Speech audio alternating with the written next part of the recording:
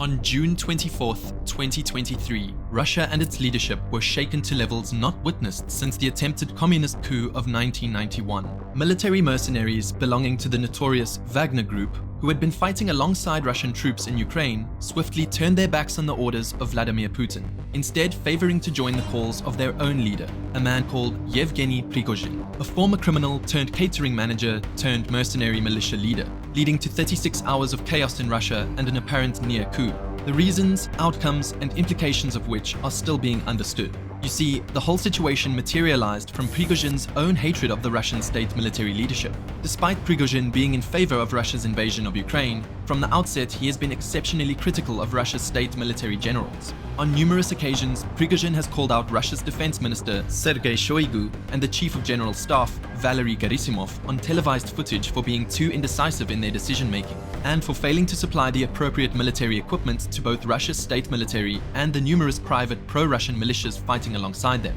of which his Wagner group has been the most successful. And this is the reason that Prigozhin has been allowed to outwardly criticize the Russian state's actions in Ukraine. It was all because of Wagner's results. See, since March of this year, Wagner has been man for man more successful in claiming territory for Russia in Ukraine than the Russian state military itself, with Prigozhin claiming responsibility for Russian victory in Bakhmut and on occasion stating that Wagner's been more superior than the Russian state military.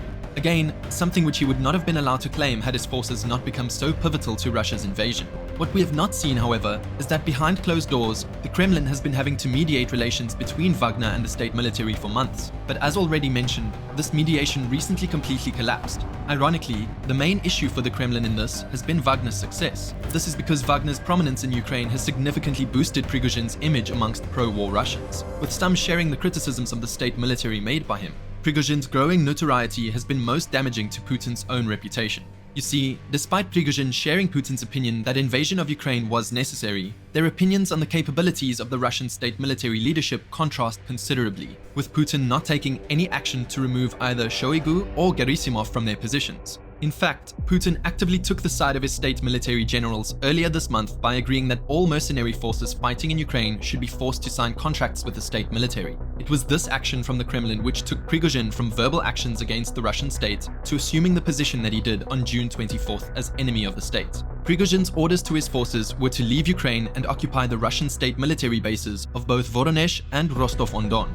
bringing a near stop to Russia's war effort in Ukraine. Prigozhin also ordered that Defense Minister Shoigu personally meet with him to agree that no contract would be signed between his mercenaries and the state, and that a new strategy toward the invasion of Ukraine would be agreed. Yet Prigozhin's terms were not only ignored, but outwardly condemned by Putin and the Russian state as being an act of treason. So within 24 hours of Prigozhin's announcement, Wagner forces were able to travel all the way from Rostov, deep in Russia's south, to within 125 miles of Moscow, without meeting any significant obstruction either. As you will likely be aware, this caused mass global hysteria as ideas of a Prigozhin-led coup grew and grew around the world. However, 125 miles from Moscow was as close as Prigozhin would come to the Kremlin. Prigozhin's stunt came to a close very swiftly, with some rumors circulating that threats made by Russia's notorious FSB towards families of Wagner leaders impacted Prigozhin's capability to maintain his mutiny, forcing him to seek a peace deal. Other outlets have suggested that Prigozhin really wanted to avoid engaging in full-scale conflict against the Russian state, starting a civil war, instead hoping that his demands be met before shots were fired, a scenario which never came to be, again forcing Prigozhin into having to secure a peace deal. Fortunately for him, a very favorable peace settlement brokered by Belarusian president and longtime Putin ally Alexander Lukashenko materialized. This agreement has allowed for Prigozhin to be exiled to Belarus, where he remains a free man. Additionally, any charges against him and his Wagner group by the Russian state have been dropped. You may be thinking then that surely the resolution spells the end to any potential coup or significant uprising against the leadership in Russia. However, to take this position overlooks three significant outcomes from Russia's 36 hours of chaos, which indicate that maybe Prigozhin's actions are only the start of a potentially greater rebellion in Russia. These three outcomes focus on three Ps, all of which have been impacted significantly by Russia's nearly coup. The first of these is probably the most important, and that is Putin.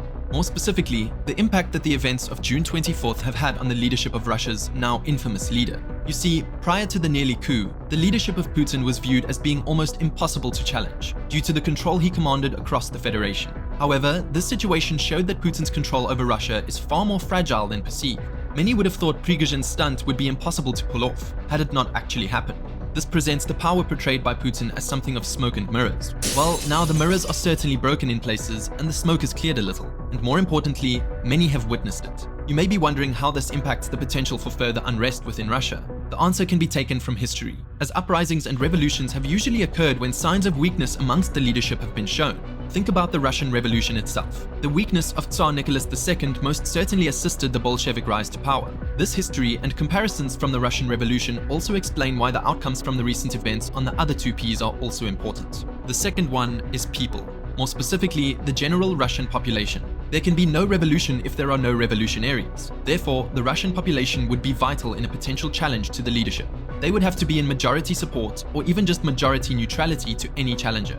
And guess what? The nearly coup showed that the Russian public may just be inclined to do just that. Reports and videos showed many incidents of neutrality towards Wagner's actions in both Voronezh and Rostov. Evidence also shows that in numerous cases, Russia's citizens were in support of the rebellious actions, with chants of Wagner having been recorded throughout the 36 hours of chaos. What is even more telling is the lack of reports of Russian civilians condemning the nearly coup and actively showing support for Putin and his regime. And this is precisely why the third P is important. That is, Prigozhin. Now, I know you might be wondering how Prigozhin's outcome from this mess may be defining for the prospects of a future uprising within Russia, but trust me, it really is. And it's important for two reasons. The first reason Prigozhin's outcome is important is because of the precedent it has set. Just to remind you, Putin swore that Prigozhin would pay for his act of treason against the Russian state in a formal address to the nation. But this hasn't come to be, at least as of yet. As of now, Prigozhin finds himself in exile, but he is still free. The fact that Prigozhin or Wagner as an organization have not faced any significant ramifications may tempt others to speak and act out against the current regime.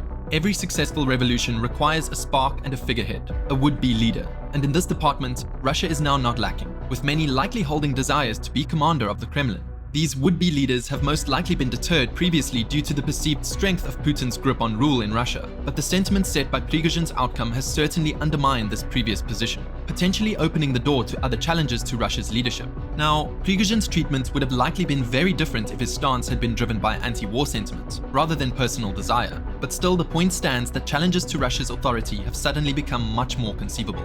Now, the other important reason that Prigozhin's outcome is important when discussing the potential for another uprising is that his status allows him the opportunity to stage a more structured uprising in the future, should he wish to.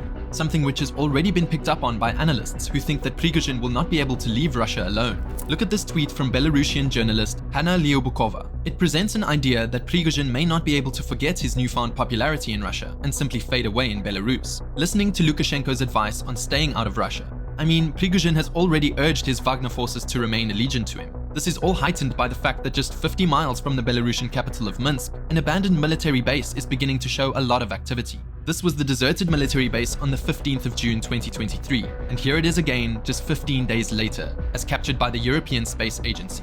Now, Belarus President Alexander Lukashenko did invite Wagner to set up operations in his country as part of a deal that ended the insurrection. But it could also mean that maybe, just maybe, Prigozhin's own personal challenge to Russia's leadership is not nearly as over as it seems. Ultimately, there can be no certainty that Russia will descend into civil war territory, but the prospect certainly looks far greater now than it did prior to the 24th of June. And the fact is that despite the Kremlin appearing to have dealt with Prigozhin's advance swiftly, the consequences of the chaos mean that Putin and Russia's leadership remain on high alert, and rightly so in fear of further uprisings, and maybe even a full-blown coup.